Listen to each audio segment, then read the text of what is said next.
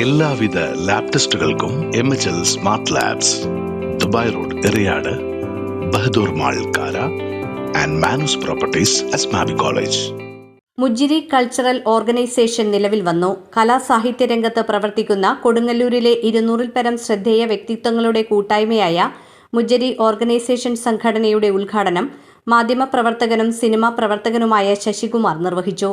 ഈ ഭാഗത്തേക്ക് ശ്രീനാരായണപുരം.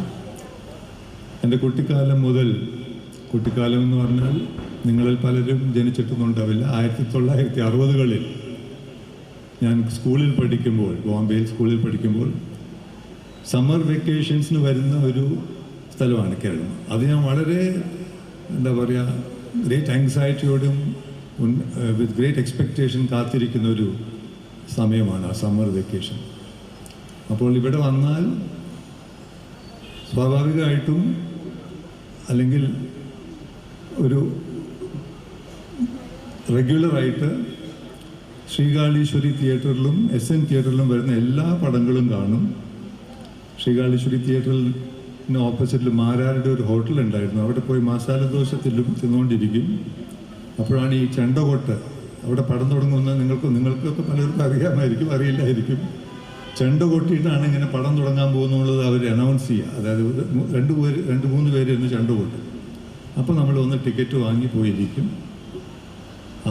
അതിൽ ശ്രീകാളീശ്വരി തിയേറ്ററിൽ വരുമ്പോൾ ഞാൻ തിരിഞ്ഞു നോക്കും. കാരണം എപ്പോഴും അതിൻ്റെ ഉടമസ്ഥൻ അത് വന്ന് ഓരോ സ്ക്രീനിൻ്റെ മുമ്പിലും വന്ന് അദ്ദേഹം സ്ക്രീൻ തൊഴും. അപ്പോഴാണ് ശ്രീകാളീശ്വരി ദേവിയുടെ പടം ഉണ്ടാവുക.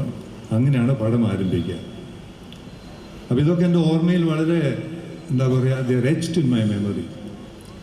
അപ്പോൾ കൊടുങ്ങല്ലൂരിൽ ഒരു സദസ്സിനോട് ഇങ്ങനെ സംസാരിക്കുക, പ്രത്യേകിച്ചും ഒരു സാംസ്കാരിക വേദിയിൽ അല്ലെങ്കിൽ ഒരു കലാപരമായ ഒരു വേദിയിൽ സംസാരിക്കുക എന്ന് പറയുന്നതിൽ എനിക്ക് വളരെയധികം സന്തോഷമുണ്ട്, അഭിമാനമുണ്ട്.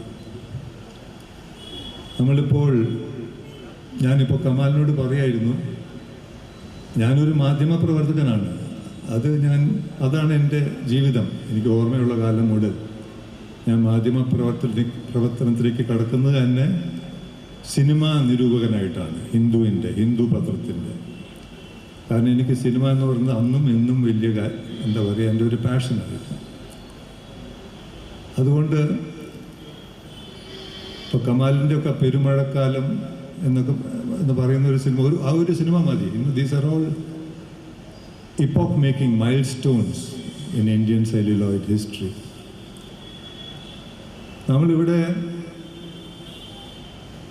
we are going to celebrate the virtual presence. ഇവിടെ അവരില്ലായിരിക്കും, പക്ഷേ അവരുടെ ഓർമ്മ, അവരുടെ വെർച്വൽ പ്രസൻസ് ഉണ്ട് ഇവിടെ. Shri Madhavan Nair, Shri Narayana Menon, Madhavan Menon, they are artists. ആ ഒരു കുടുംബത്തിൽ നിന്നാണ് നന്ദകുമാർ, അദ്ദേഹത്തിൻ്റെ ജ്യേഷ്ഠൻ. അവരെ ഇപ്പോഴാണ് പരിചയപ്പെട്ടത്. അവരുടെ ഒരു ഇനീഷ്യേറ്റീവിൽ ഇങ്ങനെയൊരു വേദി, ഇങ്ങനെയൊരു സംഘടന രൂപീകരിക്കുക എന്ന് പറയുന്നത് വളരെ നല്ലതാണ്, ആവശ്യവുമാണ്. കാരണം കാലഘട്ടത്തിൽ പ്രസിഡന്റ് ഡാവിഞ്ചി സുരേഷ് അധ്യക്ഷത വഹിച്ചു. സെബാസ്റ്റ്യൻ മുജിരിയുടെ ഉദ്ദേശ ലക്ഷ്യങ്ങൾ വിവരിച്ചു. സിനിമാ സംവിധായകൻ കമൽ, മുസരിസ് MD, ഷാരോൺ എന്നിവർ വിശിഷ്ടാതിഥികളായിരുന്നു. ഡോക്ടർ കവിത ബാലകൃഷ്ണൻ ആർട്ടിസ്റ്റ് മാധവ മേനോനെയും ആർട്ടിസ്റ്റ് നാരായണ മേനോനെയും അനുസ്മരിച്ചു. ചിത്രരചനയിൽ മികച്ച കുട്ടികൾക്ക് പ്രസിഡന്റ് ഡാവിഞ്ചി സുരേഷ് സമ്മാനങ്ങൾ വിതരണം ചെയ്തു. സെക്രട്ടറി നന്ദകുമാർ തോട്ടത്തിൽ സ്വാഗതവും ട്രഷറർ രാകേഷ് ധ്രുവൻ നന്ദിയും പറഞ്ഞു. തുടർന്ന് ഗാനസ്മൃതി നടന്നു. രാവിലെ പ്രസിഡന്റ് ഡാവിഞ്ചി സുരേഷ് പതാക ഉയർത്തി ചടങ്ങിന് തുടക്കം കുറിച്ചു. തുടർന്ന് 25 ചിത്രകാരന്മാർ, ഗായകർ എന്നിവർ പങ്കെടുത്ത വരയും പാട്ടും അരങ്ങേറി. വൈകിട്ട് ഹിമ ഷിൻജോ നയിച്ച നാടൻ പാട്ടുത്സവം ശ്രദ്ധേയമായി.